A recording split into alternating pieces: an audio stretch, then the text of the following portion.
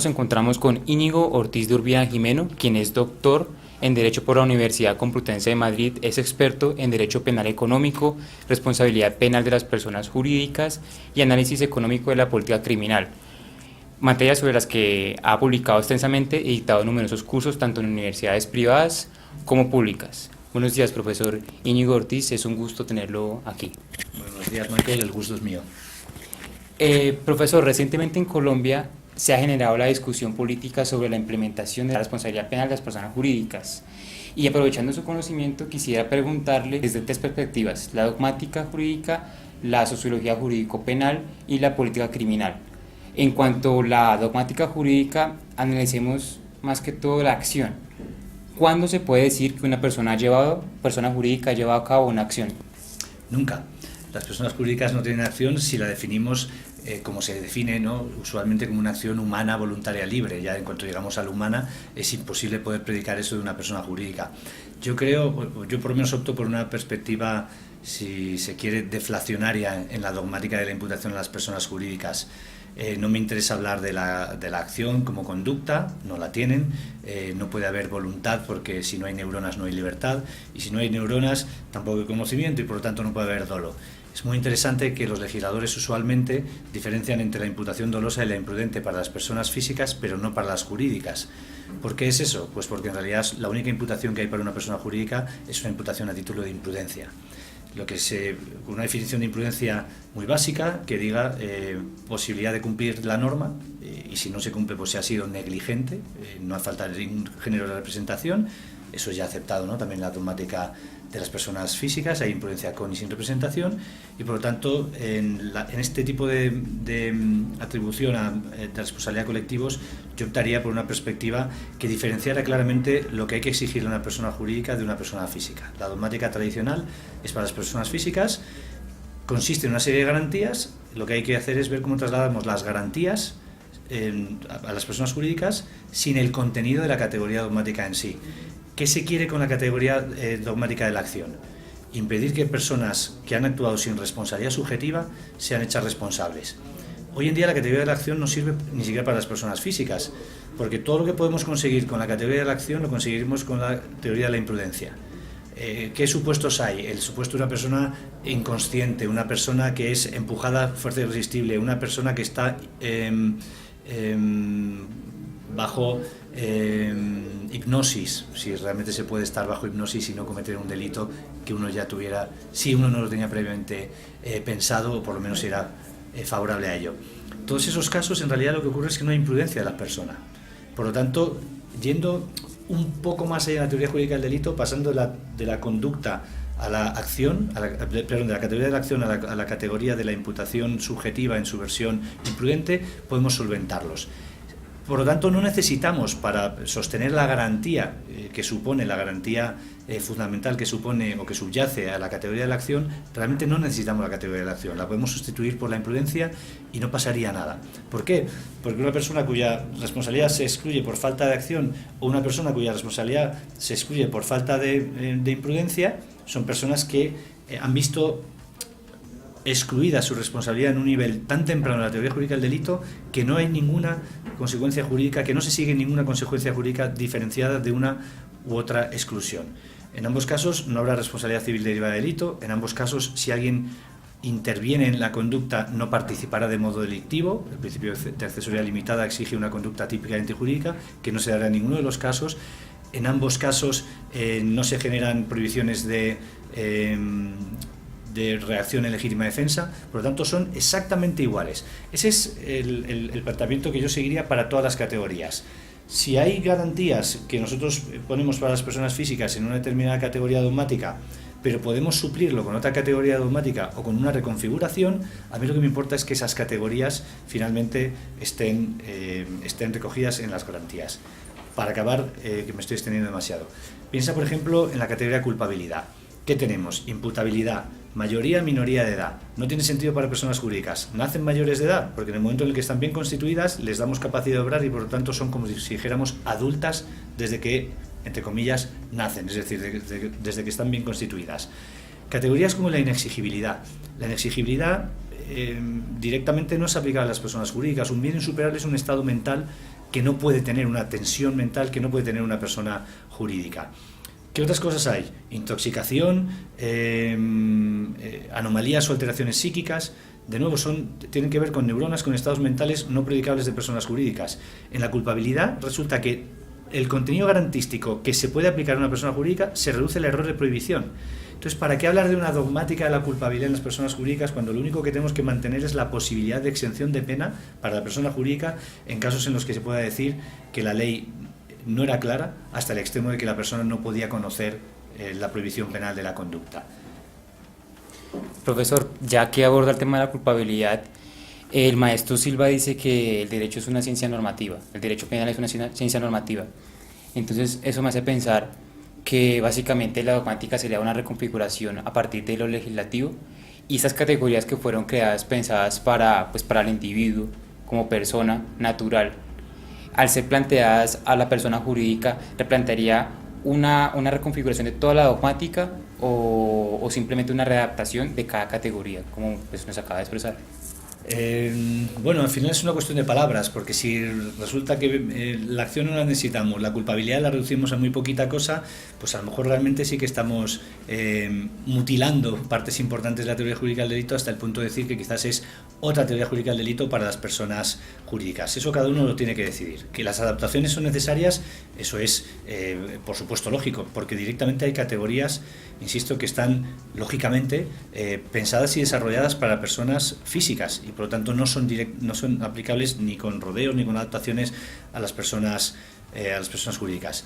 Respecto a lo que decías de la consideración, yo me aparto de la consideración de mi maestro Jesús Silva en cuanto a que el derecho sea una ciencia. Para mí es una disciplina normativa, nada va en el nombre, por lo tanto simplemente es una cuestión de qué concepto de ciencia tiene cada uno. El mío no incluye a las disciplinas normativas como el derecho.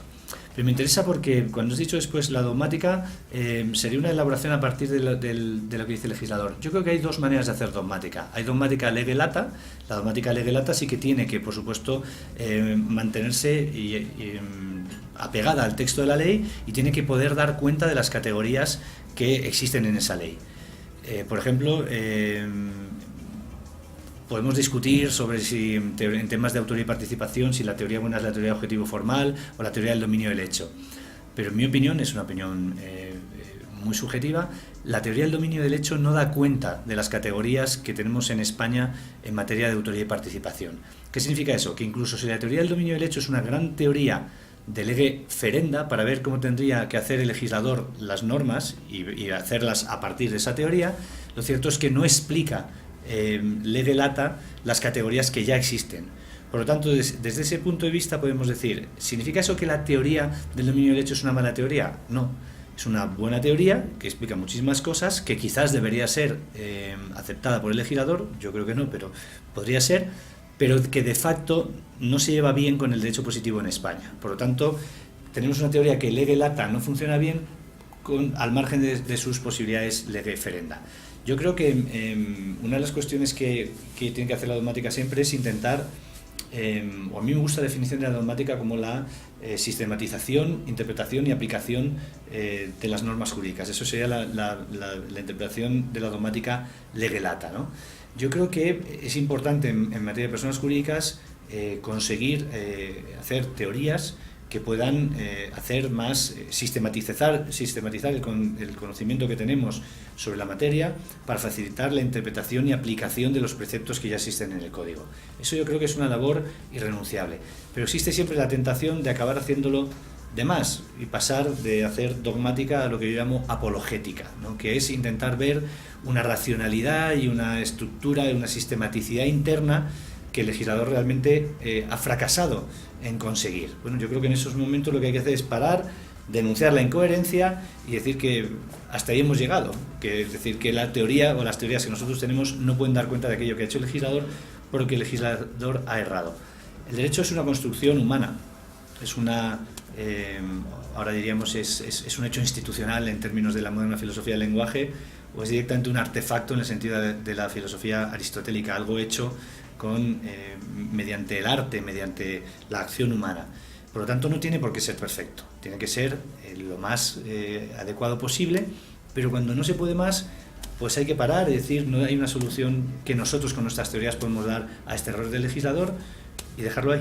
El derecho penal se entiende como un desarrollo de la Ilustración, y la Ilustración era un límite al Estado absoluto. Entonces, por eso todo el derecho penal evolucionó en defensa de la persona natural. Cuando se habla de la responsabilidad penal de las personas jurídicas, ¿qué considera usted implementar principios que fueron diseñados para la persona individual a la protección de personas jurídicas, teniendo en cuenta que el papel de la persona jurídica no es pues, especialmente débil en la actualidad? Bueno, es muy interesante. Yo pienso que efectivamente el derecho penal, el que nos interesa, el derecho penal contemporáneo, viene de la Ilustración y que buena parte de los problemas que tiene son los mismos problemas que tiene el derecho penal, los problemas que tiene la sociedad, y es que la Ilustración es un programa que todavía no ha sido realizado en nuestras sociedades o que quedan importantes partes todavía pendientes. En el caso de las personas jurídicas, yo volvería a la primera respuesta. Yo creo que realmente hay buena parte de bueno, no sé si buena parte, pero algunas garantías importantes tienen que ver con cuestiones que directamente no son aplicables a las personas jurídicas.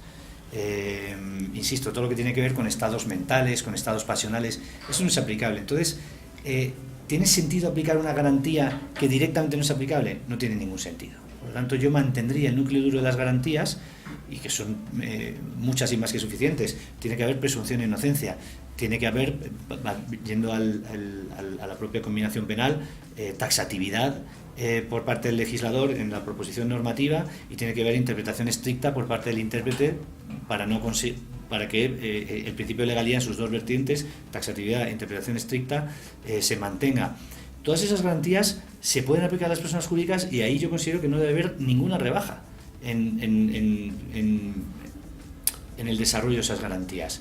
Pero forzar la situación, por ejemplo, pues para hablar, estoy pensando en mi muy respetado colega Gómez Jara, ¿no? Que dice, bueno, pues para la imputabilidad lo que hacemos es que las personas jurídicas con pocos miembros, pongamos menos de 30 trabajadores, no considerarlas adultas, no considerar que están suficientemente conformadas. Yo lo siento, pero miro con amplia perplejidad de una propuesta en ese sentido. Una cuestión es la madurez de una persona física, y otra cuestión es la capacidad de obrar en una persona jurídica. Una persona jurídica con 4 trabajadores altamente cualificados y que pongamos que se dedican al Big Data, pueden generar daños a ciudadanos y gobiernos por valores monetarios importantísimos, y más allá de los valores monetarios. Claro que hay un interés en controlar a esa estructura más allá de las 4 personas que la incorporan. Es verdad que en esos casos a lo mejor es más sencillo llegar a las personas físicas, y si se llega a las personas físicas no hace falta llegar a la persona jurídica. Pero ¿y si no se hace?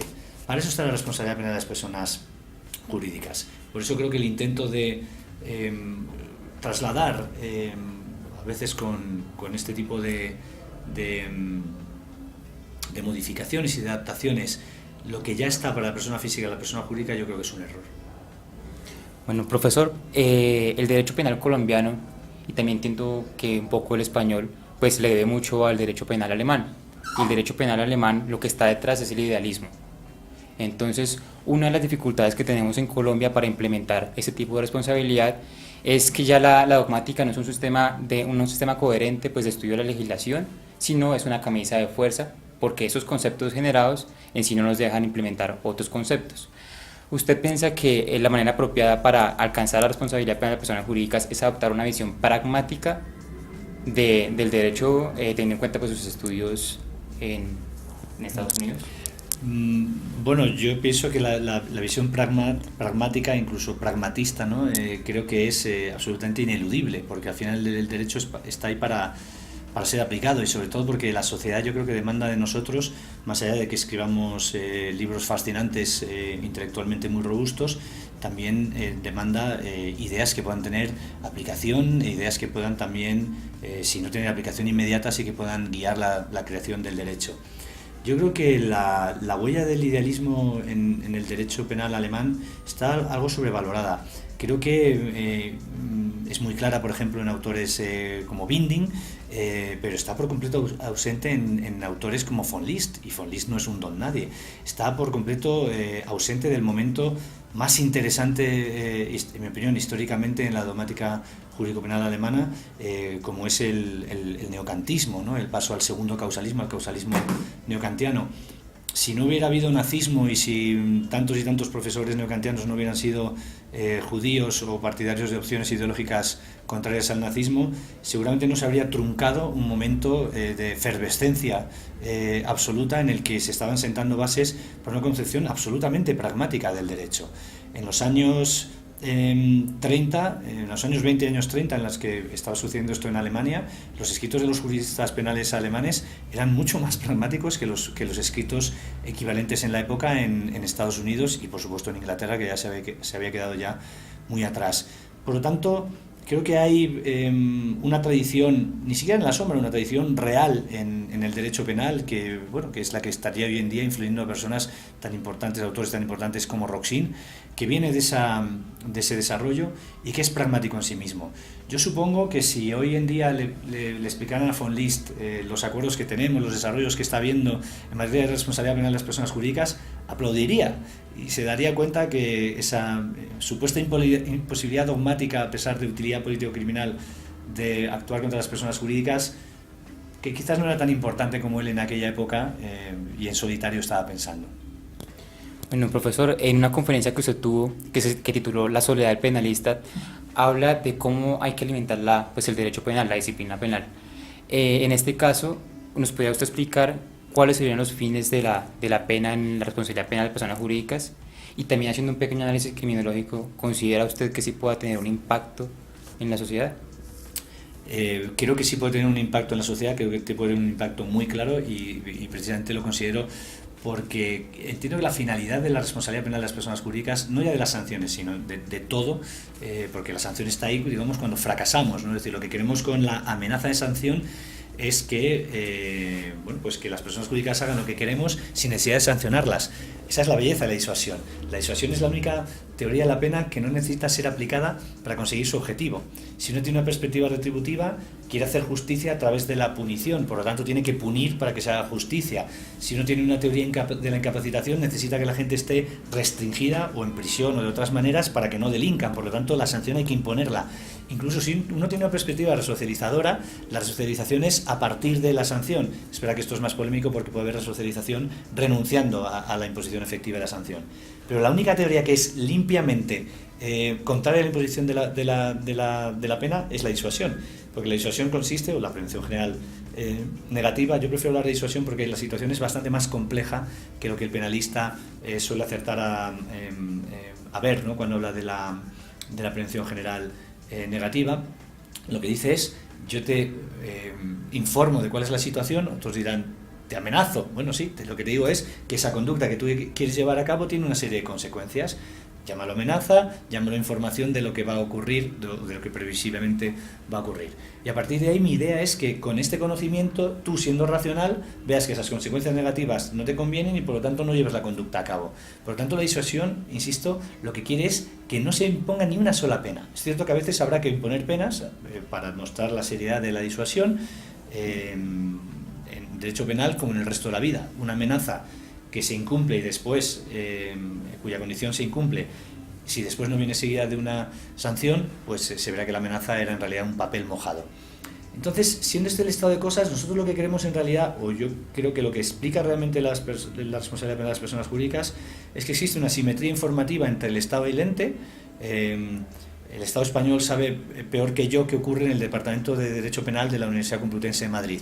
Por lo tanto, a veces lo que quiere el Estado con estos mecanismos de sanción es romper esa simetría y que el propio ente sea el que explique cómo funciona y que en caso de que haya una persona dentro de ese ente que haya cometido un ilícito, que sea el propio ente el que facilite la persecución de la persona física que estaba ahí dentro.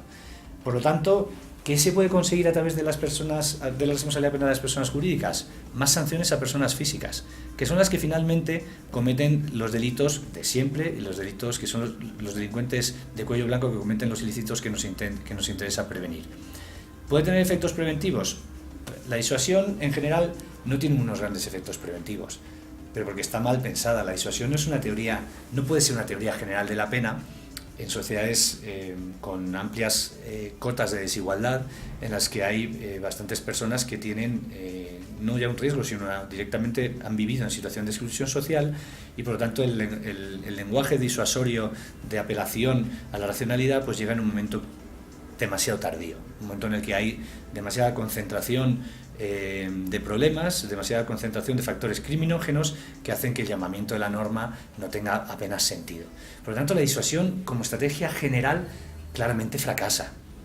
Pero la disuasión en la delincuencia de cuello blanco, que se caracteriza precisamente por su elevada racionalidad, por la gran capacidad del delincuente de plantearse si lleva a cabo el delito o no.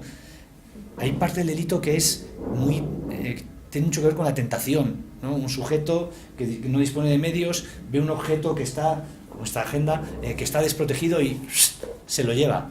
Eso es un segundo, es una fracción de segundo en la que la persona lleva a cabo el delito, insisto, por la tentación que ha tenido. Yo lo tengo aquí y no estoy tentado, por lo tanto no estoy diciendo que sea solo tentación, hay más cosas. Pero eso no ocurre en la delincuencia de cuello blanco. Casi toda la delincuencia de cuello blanco es bien racional. Una persona que planea defraudar al fisco, no es que el día justo que tiene que hacer el pago de $20.000 al fisco, ese día decida no hacerlo, sino que lo ha pensado meses atrás y tiene un esquema complejo para no hacerlo. Las oportunidades de pensar la conducta y de acomodar la conducta a la norma son mucho mayores en la delincuencia de cuello blanco. Son además, o somos, porque yo ya entro en la categoría de delincuente de cuello blanco, ¿no? Persona de elevada reputación social, dada mi edad, en esas circunstancias somos el grupo societario más fácil de disuadir, porque como tenemos bastantes cosas, nos da miedo perderlo. Cuanto más tienes que perder, y por lo tanto la disuasión funcionaría muy bien en el ámbito de la delincuencia de cuello blanco. Se está viendo que se están consiguiendo medidas de disuasión. El problema es que antes la probabilidad era extremadamente baja, la probabilidad de imposición. Con una probabilidad por debajo del 1%, pues eso parece una lotería. Y a la gente le gusta jugar a la lotería, también a la lotería penal. Profesor, y ahora pasando a las sanciones, ¿qué beneficios cree usted que aporta este tipo de responsabilidad penal a las personas jurídicas que no nos aporte la responsabilidad administrativa? Ninguno. Las multas y las interdicciones las puede poner el derecho administrativo. Entonces lo que nos tenemos que plantear es ¿qué diferencia puede haber entre el administrativo y el penal cuando la única pena que marca una diferencia sustantiva entre el derecho penal y el derecho administrativo, que es la pena privativa de libertad, no se puede poner por concepto a las personas jurídicas? Pues la respuesta cae. Si resulta que hay tres tipos de penas, dos compartidas por el derecho administrativo, una privativa del derecho penal, como es la pena privativa de libertad, y la pena privativa de libertad no se puede poner a las personas jurídicas, pues no puede haber diferencias que tengan que ver con las sanciones. ¿Puede haber diferencias por el tema reputacional? Es demasiado largo de explicar, pero las pruebas empíricas acreditan que los efectos reputacionales para las personas jurídicas son mucho menores de lo que veníamos pensando y están limitados a aquellos casos en los que la persona jurídica es sancionada justo por una acción que es ilícita y tiene que ver con el núcleo de su actividad.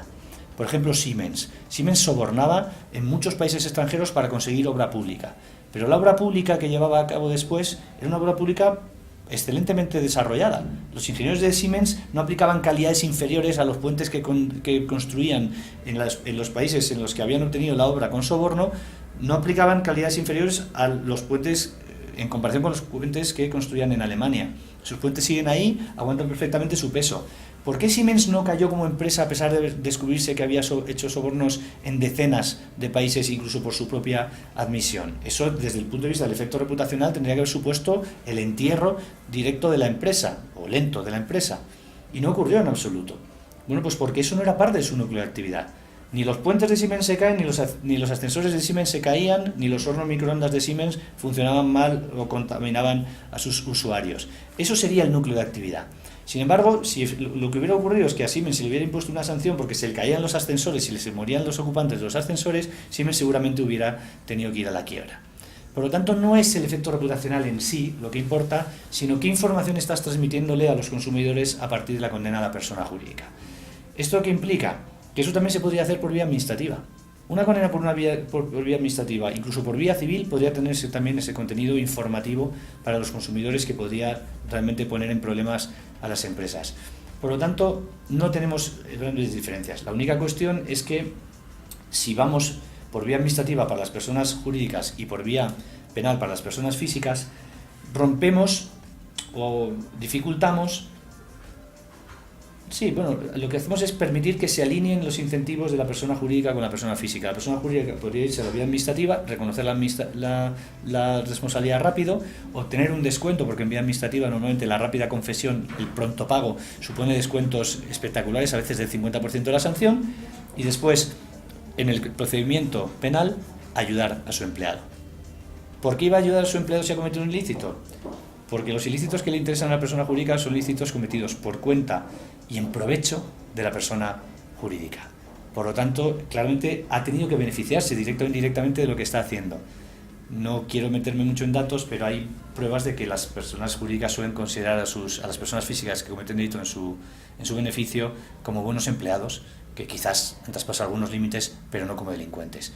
Por lo tanto, habría que, incluso si consideramos que, insisto, desde el punto de vista de la disuasión y de la prevención no hay diferencias, que es más correcto que la responsabilidad de las personas jurídicas se denomine administrativa y no penal, se puede hacer siempre y cuando la responsabilidad administrativa se ventile en el mismo procedimiento que la responsabilidad penal de la persona física.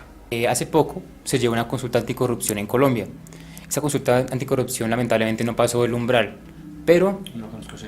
el presidente de la República salió pues a decir que como respuesta y una de las medidas para combatir la corrupción iba a implementar la responsabilidad penal de las personas jurídicas. Bueno, pues sí iba a intentar.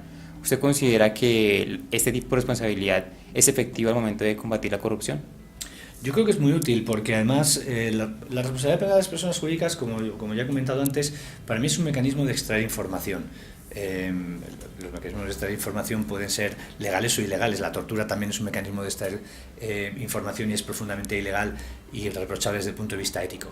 Pero imponer sanciones a las personas jurídicas que no consigan dar información sobre qué pasó en su interior, a mí me parece perfectamente razonable.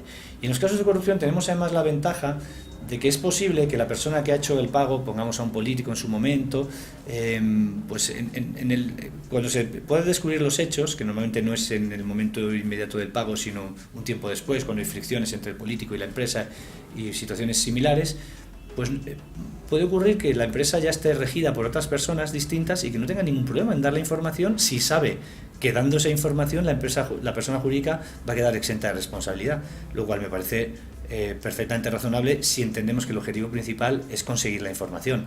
Dando la información conseguiremos además la condena de las personas físicas que han intervenido. Al final, la corrupción, en la modalidad de soborno especialmente, es una cuestión de personas físicas y lo que necesitamos es saber quiénes han sido para poderlas sancionar y que otras personas en su misma situación no lo hagan en el futuro. Vale. Profesor, para dar fin a la entrevista, tengo una pequeña pregunta. ¿Le recomendaría a usted a Colombia la implementación de este tipo de responsabilidad basándonos en su conocimiento y experiencia tanto en España como internacionalmente? Yo creo que si se implementa de forma adecuada, y España en eso no es ningún ejemplo, ha sido una implementación llena de sobresaltos que incluso a día de hoy todavía los tiene, la responsabilidad penal de las personas jurídicas es una herramienta que es útil y lo que pasa es que luego habrá que utilizarla. Un martillo puede ayudarnos a poner un clavo o puede acabar en la cabeza de una persona siendo el arma con la que se lleva a cabo un homicidio. Las herramientas hay que saber utilizarlas. Creo que habría que reflexionar muy profundamente, más desde una perspectiva político-criminal que desde una perspectiva dogmática, y si al final pues la medida va a suscitar el rechazo de los juristas si obtiene la denominación de penal, pues entonces yo no le pondría nada en el nombre. Impondría el mismo sistema con las mismas posibilidades de sanción, lo llamaría administrativo y pasaría por debajo del furor de los penalistas. No me parece que hable bien de los penalistas que se enfurezcan por una cuestión de nombres, pero en cualquier caso creo que puede evitar problemas y que puede hacer la medida más susceptible de ser aplicada. Sí insisto en que debe ser, si es una responsabilidad administrativa, debe ser igualmente determinada y juzgada en un procedimiento penal que sea el mismo procedimiento penal en el que se juzgue la responsabilidad de la persona física.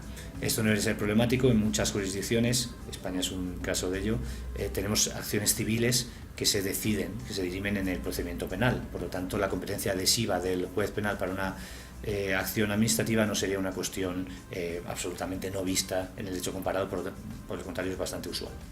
Profesor Íñigo, muchas gracias por brindarnos este tiempo y bienvenido al Congreso. Muchas gracias a ti, Marco.